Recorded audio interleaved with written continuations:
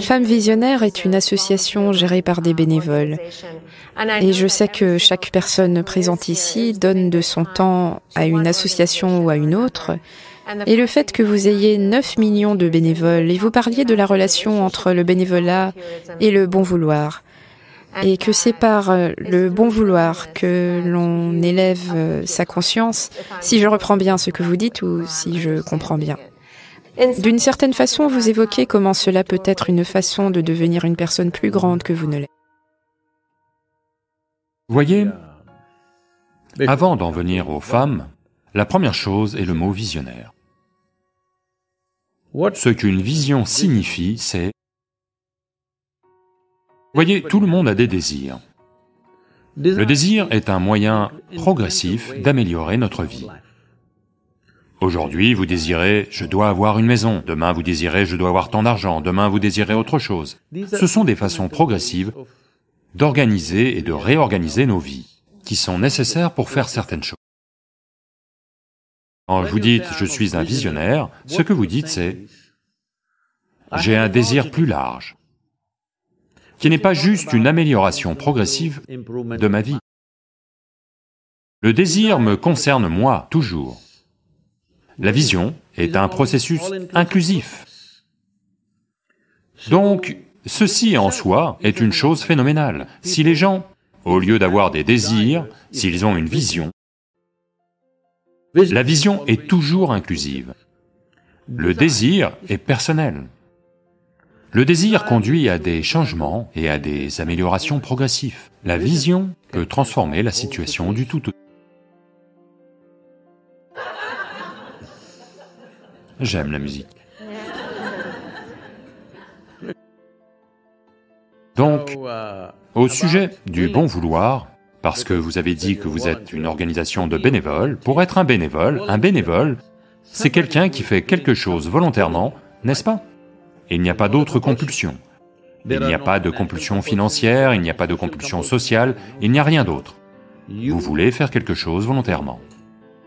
Donc lorsque vous participez volontairement là tout de suite, vous êtes un bénévole. Je vous le demande à toutes. En ce moment, êtes-vous obligé d'être ici ou êtes-vous ici volontairement? Oh, merci.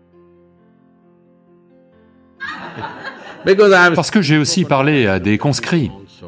J'ai parlé dans les prisons, j'ai parlé dans beaucoup d'endroits. Donc vous êtes ici volontairement. Vous faites quelque chose volontairement. C'est l'ingrédient fondamental de votre joie, n'est-ce pas? Allô? Peu importe à quel point l'activité est simple ou stupide ou idiote, je fais quelque chose volontairement, fait toute la différence, n'est-ce pas? Allô? La différence entre le paradis et l'enfer est juste ceci. Vous faites quelque chose volontairement, c'est votre paradis. Vous faites quelque chose à contre-cœur, c'est votre enfer. Nous avons déjà adopté des attitudes, ce que l'on aime et ce que l'on n'aime pas. J'aime cette personne, je n'aime pas cette personne. Maintenant, avec cette personne, je vais faire les choses volontairement, avec cette personne, je vais faire les choses à contre-cœur. Ça peut être deux personnes, deux aspects de la vie, deux communautés, deux nations, de beaucoup de choses. Ceci, je vais le faire volontairement, ceci, je vais le faire à contre-cœur. Cela signifie que dans mon mental, j'ai décidé ceci est bon, ceci est mauvais. Quand j'entends, même sur des chaînes d'information nationales, les bons et les méchants, c'est juste... Une fois que vous avez ce genre de choses, vous allez être désastreux pour la planète, ce n'est qu'une question de temps. Dès l'instant où vous décidez « celui-ci est bon, celui-ci est mauvais », cela s'est profondément ancré dans la société américaine. Non. Il n'y a ni bonne ni mauvaise personne. Tout le monde oscille entre les deux. Si vous créez une atmosphère très agréable et merveilleuse, tout le monde se comporte à merveille. Si vous créez une atmosphère désagréable, tout un tas de gens agissent méchamment. Oui ou non? There are joyful people and miserable people, but there are no good people and bad people. Il y a des gens joyeux et des gens malheureux, mais il n'y a ni bonne personne ni mauvaise personne. Dès l'instant où l'on pense que l'on est bon, on a le droit de détruire le mauvais, n'est-ce pas? Oh, nous détruisons beaucoup de gens depuis bien longtemps. Il est temps d'arrêter ça. Parce que les êtres humains se trouvent à différents niveaux d'expérience et de compréhension. Toutes sortes de personnes. Quiconque n'est pas comme vous est évidemment mauvais, n'est-ce pas? N'est-ce pas ainsi? Ceux qui ne sont pas comme moi doivent être de mauvaises personnes. Parce que la base du bon et ce que vous pensez être bon sont décidés par vous. Non, ce ne sont pas vos affaires. Partant veut dire ceci. Je suis simplement partant. Je dis oui à la vie à 100%. Je ne suis pas oui à celui-ci, non à celui-là. Non, je suis juste oui et oui à la vie. Si vous êtes à 100% oui à la vie, vous êtes un bénévole.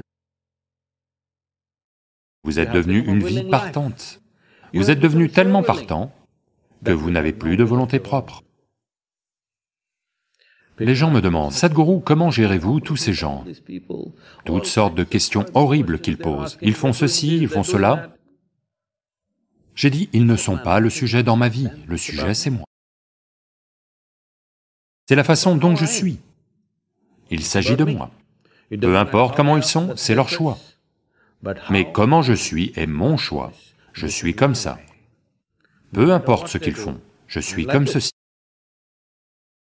Parce que je n'ai donné cette liberté à personne, que quelqu'un puisse me faire dérailler, que quelqu'un puisse me mettre en colère, que quelqu'un puisse me rendre heureux, que quelqu'un puisse me rendre malheureux, ces privilèges, je les ai gardés pour moi.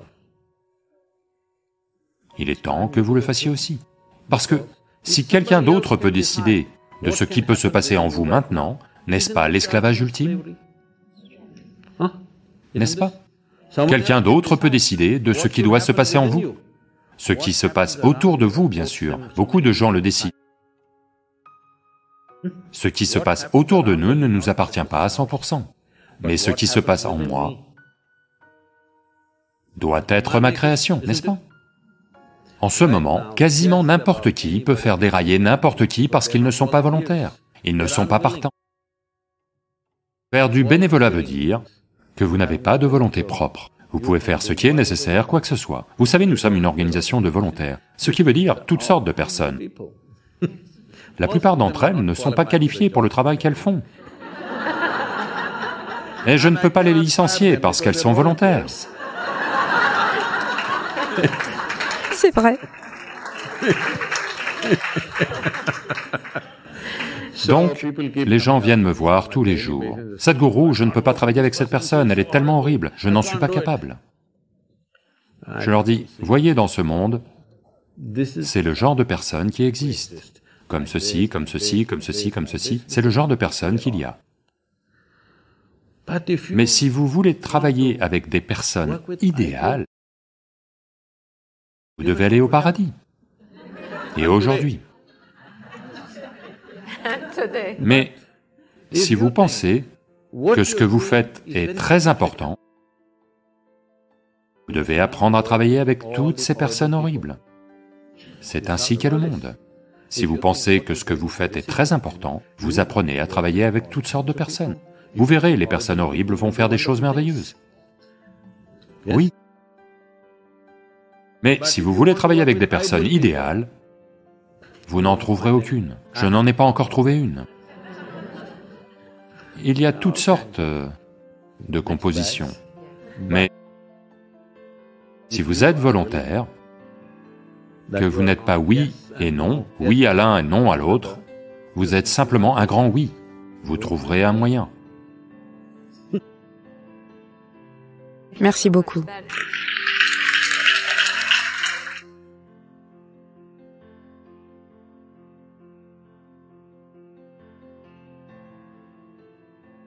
Les gens pensent que les relations ne sont qu'une question d'amour. Non, une relation est une énorme quantité de gestion.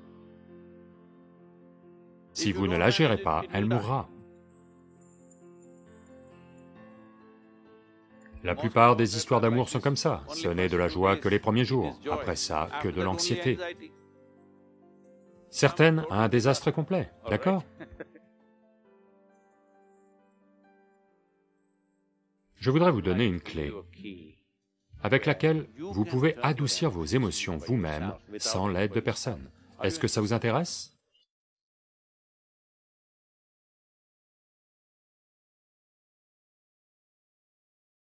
Vous savez, il suffit d'un clic ces jours-ci pour rencontrer quelqu'un, vous tombe amoureux et ensuite vous dites non, ce n'est pas la bonne personne. Et puis vous recommencez avec un autre. Alors qu'est-ce que le véritable amour exactement? Et cela peut-il arriver 2 fois, 3 fois? Donc c'est ça que j'aimerais vraiment comprendre. Voyez, il y a ce qu'on appelle l'amour et il y a ce qu'on appelle une relation. D'accord? Une relation a lieu entre 2 personnes. C'est une autre affaire, c'est une transaction d'une certaine nature. Quel niveau de relation? Malheureusement aujourd'hui, si vous prononcez le mot relation, les gens ne pensent tous qu'à des relations basées sur le corps. Non. Si vous avez un frère ou une sœur, vous avez une relation avec eux. Mais ça ne veut pas dire qu'elle est basée sur le corps. Vous avez des parents, vous avez une relation avec eux, vous avez des amis, vous avez une relation avec eux. Eh bien, vous avez tous ces gens de la radio, vous avez une relation avec eux. Tous les gens à qui vous parlez, vous avez une relation avec eux. Donc, il n'est pas nécessaire que le mot « relation » soit pris en otage par les relations basées sur le corps. Mais malheureusement, c'est comme ça qu'il est utilisé à cette génération. Il n'était pas utilisé comme ça quand nous étions jeunes.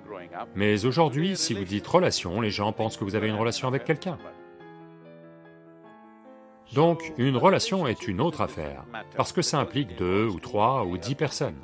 En ce moment, vous tous ici avez un certain type de relation. Ceci est un groupe de personnes ayant une relation. Une famille est un groupe de personnes ayant une relation, d'accord? Donc, cela est une question de transaction. Les transactions peuvent bien se passer, mal se passer, vous savez. Toute transaction, aussi bien cultivée soit-elle, parfois elle se passe mal, parfois elle se passe merveilleusement bien, parce que dans les transactions, 2 personnes ou 10 personnes sont impliquées. Même si la transaction n'est qu'entre 2 personnes, le reste du monde participe d'une manière ou d'une autre à cette transaction. Bien souvent, les relations humaines sont détruites non pas à cause des 2 personnes, mais à cause de la 3e ou 4e personne ailleurs, qui va y faire autre chose, d'accord? Donc, ces choses arrivent. Mais maintenant, tant qu'on parle d'amour, séparons l'amour de la relation. L'amour est ce qui a lieu en vous. La relation est quelque chose que vous faites dans le monde. Ce que vous faites dans le monde est toujours soumis à diverses forces. Toute transaction que l'on fait dans le monde est soumise à diverses réalités.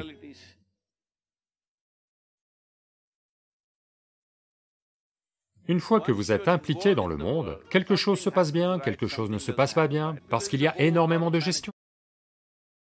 Les gens pensent que les relations ne sont qu'une question d'amour. Non, une relation est une énorme quantité de gestion. Si vous ne la gérez pas, elle va mourir. Si vous ne la gérez pas, elle va s'effondrer. Mais l'amour est ce qui a lieu en vous. Cela n'est pas soumis aux forces extérieures. Mais pour l'instant, les gens permettent qu'il en soit ainsi, malheureusement. Mais en réalité, ce qui a lieu en vous, la douceur de vos émotions, ne devrait pas être déterminé par quelqu'un d'autre, n'est-ce pas? Ce qui se passe en vous doit être déterminé par vous. Ce qui se passe dans le monde, vous ne pouvez pas tout déterminer. Vous avez un certain rôle, mais il y a tellement de gens qui jouent un rôle. Ou s'il y a 2 personnes, l'autre personne joue aussi un rôle à 50%. Alors comment ils vont le prendre, ce qui va se passer, les situations, diverses choses sont là. Mais ce qui a lieu en vous doit avoir lieu comme vous le voulez. Donc, ce que vous appelez amour est quelque chose qui a lieu en vous. Mais malheureusement, les gens vous ont dit, il y a de l'amour dans l'air. Ça veut dire que c'est un air pollué, ça doit être à Delhi. Même Delhi a de l'air pur ces jours-ci, d'après ce qu'on m'a dit, même si je n'y suis pas allé depuis un certain temps.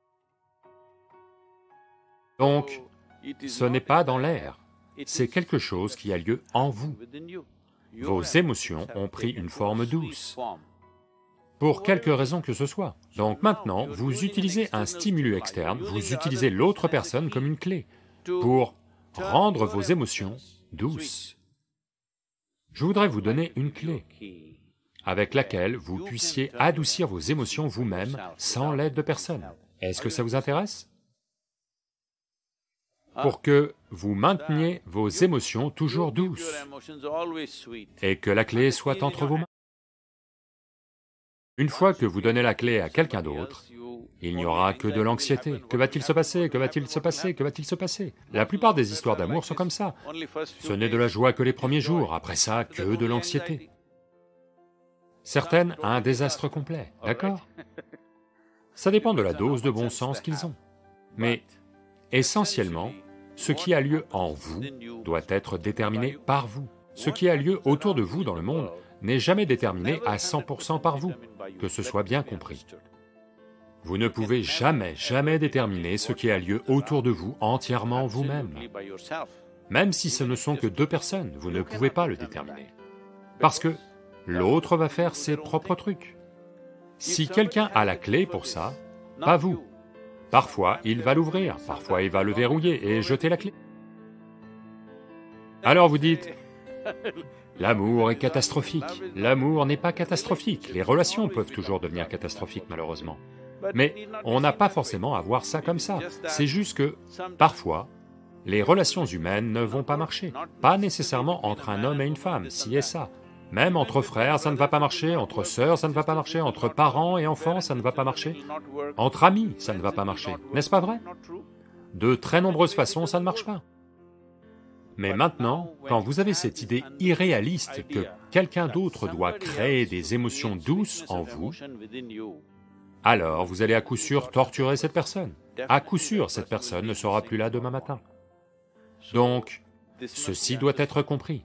L'amour est votre prérogative. Vous devez être aimant. Quelle importance? Qui est là, qui n'est pas là, qu'importe. Le fait que vos émotions soient douces est vital pour l'épanouissement de l'individu que vous êtes. Si vous voulez développer votre intelligence, si vous voulez développer vos capacités, si vous voulez fonctionner dans le monde de façon très efficace, vos émotions devraient être toujours douces.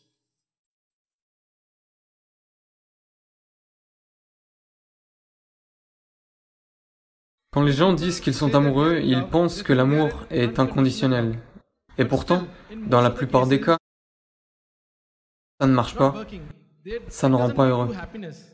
Alors Sadhguru, quand l'amour inconditionnel est-il vraiment possible? Voyez, quand vous dites amour, votre expérience de l'amour, c'est que vous ressentez une certaine douceur de vos émotions en vous-même. En regardant cette personne, ou cette personne, ou cette personne, on ne sait pas qui induit cela en vous. Peu importe qui vous a aidé, mais essentiellement c'est arrivé en vous, n'est-ce pas? Oui? Cela s'est-il passé en vous seulement, ou est-ce que c'était dans l'air? J'essaie de nettoyer cet air. Les deux. Vraiment? C'était dans l'air? Non, ça n'a eu lieu qu'en vous. Peut-être que ce qui se passait en vous était si fort que vous l'avez vu partout. Vous êtes amoureux, vous avez pensé que les fleurs fleurissaient pour vous, les oiseaux chantent pour vous, les nuages bougent pour vous. D'accord, je ne veux pas détruire tout le côté romantique, d'accord? Mais essentiellement, ça a eu lieu en vous. C'est merveilleux que vous éprouviez une telle douceur de vos émotions. Stimulé par quelqu'un. Vous utilisez l'autre personne comme une clé pour débloquer une expérience en vous essentiellement. Je vous le demande. Pourquoi utilisez-vous une clé quand il n'y a pas de serrure, quand il n'y a pas de porte, quand il n'y a aucune sorte de barrière? C'est juste que vous êtes une machine à démarrage assisté. Vous savez ce que c'est qu'une machine à démarrage assisté? Si vous avez possédé une ambassadeur il y a 25 ans, vous la gariez toujours en pente, comme ceci.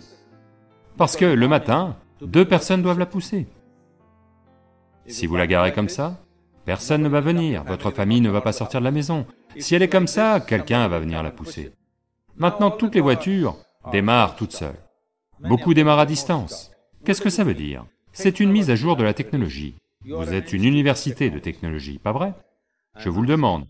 Aimeriez-vous améliorer votre technologie pour démarrer de vous-même? Si vous vous réveillez le matin, vous débordez de joie et d'amour et d'exubérance par vous-même. Vous n'avez besoin de personne pour vous stimuler. Aimeriez-vous être une machine à démarrage automatique? Alors vous devez venir me voir. Tous ceux qui en ce moment voient l'amour dans l'air. Pas de problème avec eux, vous n'avez pas besoin de leur dire quoi que ce soit, vous dites « très bien ». Ça va. Mais il est très important que vous soyez une machine qui démarre d'elle-même, autrement. Après un certain temps, vous essayez d'extraire du bonheur de l'autre personne. C'est à ce moment-là que ces histoires d'amour deviennent fastidieuses et horribles. Parce que vous essayez d'extraire du bonheur de l'autre personne. Non. La vie devrait être comme ça. Quand il s'agit de joie, quand il s'agit d'amour, quand il s'agit d'exubérance de la vie, vous devez en être la source, n'est-ce pas? Vous devez en être la source. D'autres choses sont partagées dans la vie. Il y a deux façons d'établir une relation. L'une, c'est parce que vous voulez extraire quelque chose de quelqu'un, l'autre, c'est parce que vous voulez partager quelque chose avec quelqu'un. Ce sont deux façons. Si vous entrez en relation pour partager, votre vie sera bien. Si vous entrez en relation pour extraire, quand il ferme le robinet, ça va devenir horrible et moche. Vous avez vu, les gens qui pensaient vivre l'amour absolu, comme ça tourne mal pour beaucoup d'entre eux. Pas parce que quelque chose cloche chez eux, simplement parce que vous êtes parti du mauvais pied en pensant « cette personne est la source de ma joie ». Non, non. Joie ou souffrance, la source est en vous. Oui ou non? Que ce soit la joie ou la souffrance, la source est en vous. C'est à vous de décider. Si vous êtes un être humain joyeux, ils voudront aussi être avec vous. Si vous êtes malheureux, ils vont vous supporter un certain temps. Puis-je vous raconter une blague, vous êtes d'accord? Bien sûr, Sadhguru. Un certain jour, Shankaran Pillai... Que s'est-il passé? Marchait dans un parc un soir. Au coucher du soleil, il voit une jolie jeune femme, assise sur un banc en pierre. Vous savez, les bancs des parcs. Il va aussi s'asseoir et s'installe sur le même banc. Après un certain temps, il se rapproche un peu. Elle s'éloigne un peu. Il laisse passer quelques minutes et à nouveau s'approche un peu. Elle s'éloigne un peu. À nouveau, il se rapproche. Maintenant, elle n'a nulle part où aller, parce qu'elle est au bout du banc. Elle le repousse. Puis il attend 2 minutes, juste le temps que le soleil arrive au bon angle. Puis il s'agenouille et dit, « Je vous aime. Je vous aime comme je n'ai jamais aimé personne dans ma vie. » Vous savez qu'une femme se laisse duper par l'amour. Et c'est le coucher du soleil. Si ça avait été le milieu de l'après-midi, elle n'en aurait pas cru un mot. C'est le coucher du soleil, l'ambiance est propice, et elle cède en quelque sorte. La nature prend le dessus, des choses ont lieu entre eux. Puis il regarde sa montre et il est 8 heures du soir. Il se lève et dit, « Je dois y aller, je dois y aller. » Elle dit, « Où allez-vous? Vous avez dit que vous m'aimez. » Il dit, « Ma femme attend, il faut que j'y aille. » Donc je t'aime pour un tas de gens et comme ça, vous savez, Sésame, ouvre-toi. Vous voulez obtenir quelque chose? Vos besoins sont peut-être physiques, psychologiques, émotionnels, financiers, sociaux, ou je ne sais quoi encore. Vous avez des besoins à satisfaire. Alors vous utilisez ce mantra, et ça marche.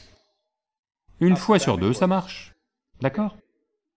Je dis que il est important que vous connaissiez la joie d'être aimant. Parce que des émotions douces sont nécessaires pour vous.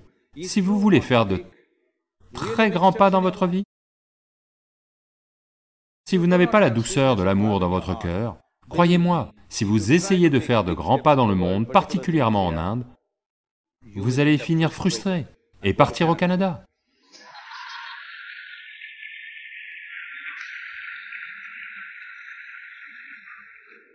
Au Canada, vous ne rencontrez quasiment que des élans dans le pays, alors ça va.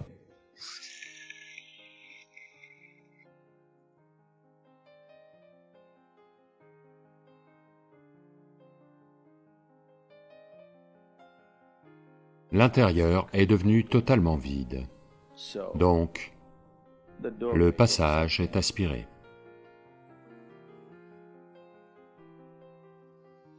Une autre façon d'ouvrir le 3e œil, c'est de tout contenir à l'intérieur.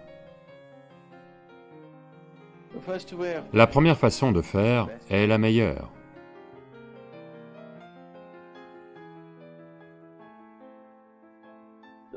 L'aspect le plus important de Shiva, c'est qu'il a ouvert son troisième œil. Toutes les autres choses, il a dansé, il a médité, s'est marié 2 fois, fait tant de choses, ce n'est pas ça. Il a ouvert son troisième œil.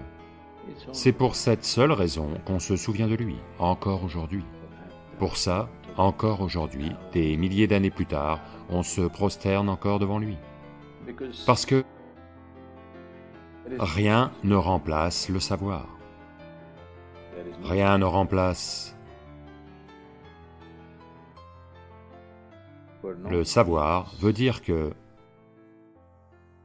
Et il n'y a pas moyen de savoir, à moins que votre perception n'aille au-delà de vos présents niveaux de perception.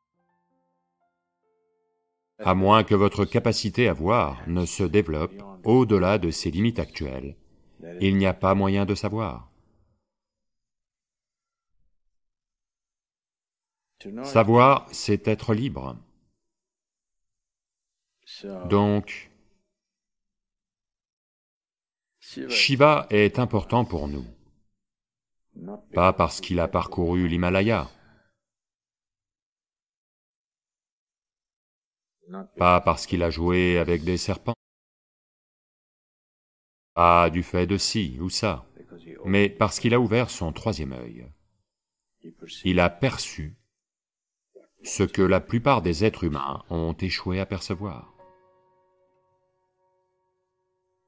Ce qui est invisible pour une grande partie de l'humanité est devenu un élément normal de sa vision. C'est ce que troisième œil veut dire. Donc les gens disent, quand Shiva a ouvert son troisième œil, ça a été un processus ardent, du feu en est sorti. La raison pour laquelle il parle de feu, c'est que en lui-même, il a brûlé tout ce qu'il pensait être important pour lui.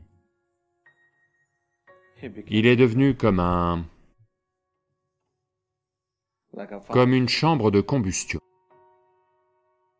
comme un four, de sorte qu'en lui-même, il a brûlé tout ce qui peut être brûlé. Et ensuite, de chaque pore de son corps, au lieu qu'en sorte de la sueur et du sang, de la cendre en est sortie. La raison pour laquelle Shiva est toujours représenté couvert de cendre, ce n'est pas parce qu'il s'enduisait de cendre. La cendre sortait de ses pores. C'est pour indiquer qu'il a tout brûlé. Il a brûlé chaque parcelle d'ignorance, tout ce que l'on croit vrai, il l'a brûlé. Comme il a tout brûlé et que tout est devenu cendre, cette ouverture du troisième œil n'a pas pu lui être refusée. Quand il s'est ouvert, les gens ont vu du feu, parce que la chambre intérieure brûlait. Il y a 2 façons d'ouvrir l'œil. Une façon, c'est que l'intérieur est devenu totalement vide. Donc, le passage se fait aspirer et doit naturellement s'ouvrir. Le passage devient fragile et tombe à l'intérieur parce que il n'y a rien. Il a simplement brûlé non seulement ses pensées, non seulement ses émotions, non seulement ses relations et possessions, il a simplement brûlé son être même. L'être individuel est complètement brûlé et il y a un vide total, donc la porte est tombée à l'intérieur et elle est ouverte. Donc les gens ont vu un feu parce que ça brûlait encore.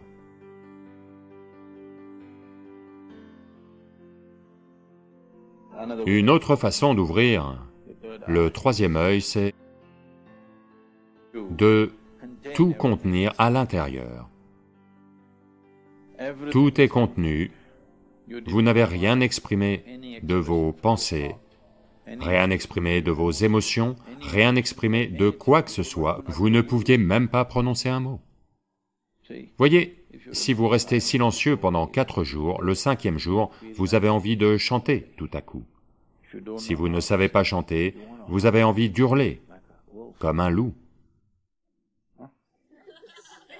Parce que vous voulez que ça sorte. Vous n'avez rien laissé sortir, vous avez accumulé énormément de pression, et cette porte a été enfoncée de l'intérieur. C'est une autre façon de le faire. La première façon de le faire est la meilleure façon de la faire, parce que si vous l'ouvrez en accumulant de la pression, elle s'ouvre aujourd'hui, et à nouveau demain, elle pourrait simplement se refermer. Ou avant qu'assez de pression ne s'accumule et que ça ne s'ouvre, quelque chose d'autre panique en vous et vous partez en courant. Oui, parce que la pression s'accumule de telle façon que pour la retenir, vous devez... Comme vous ne savez pas ce qui se passe, ça ressemble à de la torture. Ça ressemble à de la torture de 7e degré. Si vous vous faites faire tout le processus, alors, à coup sûr, votre mental va demander « À quoi bon subir cette torture ?» Car c'est beaucoup de torture. Ne pas laisser une seule pensée s'exprimer, ne pas laisser une seule émotion s'exprimer, ne pas dire un seul mot, ne pas exprimer une seule opinion surgissant dans votre mental, une seule idée surgissant dans votre mental. Oh, ça va vous faire éclater quelque part. Si vous retenez tout tel quel, cela va s'ouvrir, autrement quelque chose d'autre va lâcher. Mais vous êtes un peu... Vous savez, vous êtes diplomate. Vous croyez au juste milieu. Ça veut dire que vous ne voulez arriver nulle part. Les gens qui croient au juste milieu sont déterminés à n'arriver nulle part dans leur vie. Le juste milieu ne désigne que votre zone de confort, ni ceci, ni cela. Soit vous devenez vide, la simple puissance du vide va l'ouvrir, soit vous accumulez une pression en vous et il va s'ouvrir. 2 façons de l'ouvrir. Le juste milieu veut dire que vous êtes un mytho professionnel. Vraiment. Vous êtes un mytho à plein temps, pas un professionnel. Professionnel veut dire qu'on ne le fait qu'à temps partiel, pas vrai? Ils ne le font qu'à certains moments de la journée. Peu importe où vous allez, faites les choses à votre façon. Le juste milieu. Le juste milieu est un moyen de n'arriver nulle part, et au bout d'un certain temps de se dire « ça ne mène nulle part ». Là maintenant, vous marchez dans la rue. Soudain, vous trouvez un gros rocher. Il n'y a que 2 façons de passer, de ce côté-ci ou de ce côté-là. De ce côté-ci, il y a un tigre qui grogne, de ce côté-là, un feu qui brûle.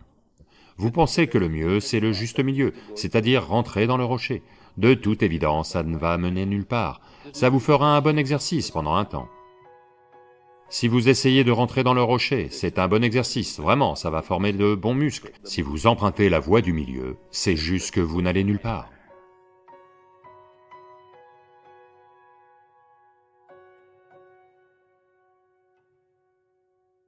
La méditation rend formidablement capable de faire tout ce qu'il y a besoin de faire dans le monde, quoi que ce soit, j'insiste, et de quand même rester intouché par le processus des activités que l'on doit mener dans le monde. Si vous vous asseyez ici, le corps est ici, votre mental est là.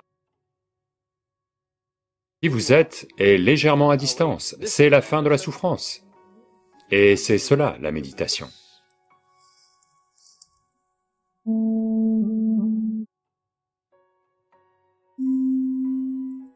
Namaskaram. Probablement que le 2e mot le plus répété, le plus utilisé, ces dernières semaines, à part coronavirus, c'est méditation. Soudainement, tout le monde, des gens qui n'ont jamais médité de leur vie, qui n'ont jamais même envisagé cette possibilité, parlent maintenant, soudain, de la méditation, du besoin de méditer, de l'envie de méditer. Examinons ensemble cette méditation. Qu'est-ce que c'est? Tout d'abord, que signifie le mot méditation? Le mot français « méditation » ne veut pas vraiment dire quoi que ce soit, dans le sens où il ne dit rien de précis. Si quelqu'un est assis normalement, les yeux fermés, on suppose qu'il est en train de méditer. On peut s'asseoir les yeux fermés et faire des tas de choses. Vous pouvez faire du japa, tapa, dharana, dhyana, samadhi, shunya, samyama, ou peut-être avez-vous juste maîtrisé l'art de dormir en posture verticale. Donc le mot méditation en français ne désigne rien en particulier. En général, on présume, ou en général les gens présument que méditation veut dire dhyana. Dans le Tamil Nadu, c'est dhyanam. Si vous allez un peu plus au nord, c'est dhyana. Si vous allez bien plus au nord, c'est dhyan. Si vous allez encore plus haut, ça devient chan. Si vous allez un peu plus à l'est, ça devient zen. C'est la même chose. Donc, quelle est cette dimension que l'on essaie de décrire avec ce mot méditation? Une chose fondamentale que l'on doit comprendre, c'est que on ne peut pas faire de la méditation. Parce que la méditation est une qualité.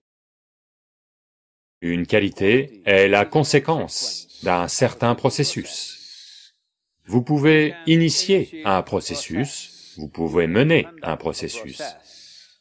Vous ne pouvez pas mener une qualité. La qualité est juste une conséquence. C'est comme si vous vouliez des fleurs dans votre jardin. Vous ne vous asseyez pas là en méditant sur les fleurs. Vous savez ce qui est arrivé aux enfants fleurs. Si vous voulez des fleurs dans votre jardin, vous ne devez pas penser aux fleurs. Vous devez penser à la terre, au fumier, à l'eau, à l'ensoleillement. Si vous menez ce processus avec ces ingrédients comme il faut, les fleurs et les fruits sont une conséquence. Mais aujourd'hui, le monde est devenu tellement tourné vers les objectifs. Comme ils sont tournés vers les objectifs, ils ne s'intéressent pas à la terre, certainement pas au fumier et à tout le reste. Mais ils veulent des fleurs et des fruits. Si vous voulez des fleurs sans terre, sans fumier, sans eau et sans soleil, eh bien, vous allez devoir vous contenter de fleurs en plastique. Les fleurs en plastique sont vraiment merveilleuses. Pour ceux qui pensent utilitaires, vous les trouvez pratiques à bien des niveaux. Elles sont garanties 5 ans. Les fleurs sont un fléau. Si vous avez des fleurs chez vous, vous devez les regarder au moins 5 fois par jour. Comment vont-elles? Est-ce qu'elles fleurissent bien ou non? Mais si vous avez des fleurs en plastique chez vous, garantie 5 ans, contrairement à votre vie. Si vous êtes en vie, il y a tant de choses à faire. Il faut même esquiver le virus, un virus invisible. Mais les morts ont juste à être préservés. Donc essentiellement, La dimension et le processus que vous appelez méditation est très tourné vers la vie. Quand je dis tourner vers la vie, aujourd'hui vous êtes très tourné vers le matériel, ou plus tourné vers le mental, peut-être tourné vers les émotions, ou le corps physique qui est encore matériel. En grande partie, la vie est devenue comme ça. L'idée que les gens se font de la vie, c'est que si quelqu'un dit « ma vie », vous êtes censé comprendre qu'il parle de son travail, qu'il parle de la situation économique du pays ou du monde, de sa voiture, peut-être de son chien, parfois de son mari ou de sa femme. Ça peut être n'importe quoi. Mais la seule chose qui est véritablement la vie est ce qui palpite en celui-ci, c'est cela la vie. Le reste, ce sont des façons dont on a aménagé les choses, dans l'espoir que ces aménagements nous permettent d'améliorer notre vie. Que ce soit l'éducation, la carrière, les relations, le mariage, les enfants, la richesse, peu importe. Toutes ces choses, on court après toutes ces choses seulement dans l'espoir qu'elles vont améliorer notre vie. Comme vous le savez, la plupart des gens, au lieu d'améliorer leur vie, se retrouvent principalement empêtrés dans ces accessoires. Les accessoires sont devenus plus grands que le processus de la vie. Eh bien, je crois, de façon très cruelle, que le virus ramène l'attention sur la vie. Vous comprenez soudain que votre coûteuse maison est devenue une prison. Votre coûteuse voiture ne vaut plus rien, parce que vous ne pouvez pas la conduire, du moins pendant quelque temps. Et en ce moment, le monde est dans une situation où on ne sait pas combien de temps ça va prendre avant que vous ne puissiez reprendre la route et vous balader un peu dans votre voiture. Vous ne savez pas. Donc maintenant, naturellement, un tas de gens se demandent partout dans le monde comment méditer, comment s'y prendre. Comme je l'ai dit, vous ne pouvez pas méditer, mais vous pouvez devenir méditatif, parce que c'est une qualité. Si on cultive son corps, son mental, ses émotions et ses énergies jusqu'à un certain niveau de maturité, vous serez naturellement méditatif, 24 heures sur 24. La méditation n'est pas un handicap, qui ferait que si vous êtes méditatif, vous devez fermer les yeux et être limité à un seul endroit. La méditation donne une capacité phénoménale de pouvoir faire tout ce qu'il y a besoin de faire dans le monde, quoi que ce soit, j'insiste. Tout ce qui est nécessaire dans une situation donnée et de quand même rester intouché par le processus des activités que l'on doit mener dans le monde. Cette capacité, ou sans cette capacité, en fait, un être humain est handicapé parce que si ce que vous devez penser, ressentir, comprendre et faire dans le monde va déteindre sur vous de façon aussi importante, naturellement, vous allez hésiter à faire ce qui est nécessaire. Naturellement, vous allez éviter de faire les choses qui ont besoin d'être faites. Quelque part, dès que vous êtes dans un état où votre propre activité et l'activité du monde qui vous entoure et l'activité de votre mental et de vos émotions, une fois qu'elles ont un impact sur vous à chaque instant de votre vie, alors, quelque part, vous allez vous paralyser vous-même, parce que, naturellement, vous allez vouloir maintenir votre vie à une échelle très limitée, parce que l'activité Les pensées, les émotions, l'implication dans la vie peuvent causer énormément de souffrance. Dès qu'il y a une peur de souffrir, consciemment ou non, vous allez limiter la portée et les possibilités de votre vie. C'est exactement ce que méditation veut dire. Pour le dire de façon très simple, si vous êtes assis ici, votre corps est ici, votre mental est là, qui vous êtes est légèrement à l'écart de ces deux dimensions, du corps physique et des accumulations mentales. Ces deux accumulations du corps et du mental, si un petit espace apparaît entre vous et cela, c'est la fin de la souffrance.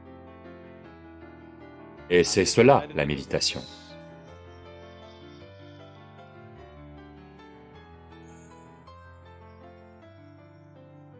Isha Kriya est un processus extrêmement simple, mais un outil puissant. Ces trois ingrédients, votre respiration, votre pensée et votre attention, si vous les combinez comme il faut, votre capacité à utiliser le mental et le corps s'améliore tellement que vous avez l'air presque surhumain pour quelqu'un d'autre. Mais, je vous le dis, c'est humain. Il ne s'agit pas d'être un super-humain. Il s'agit de réaliser qu'être humain est super.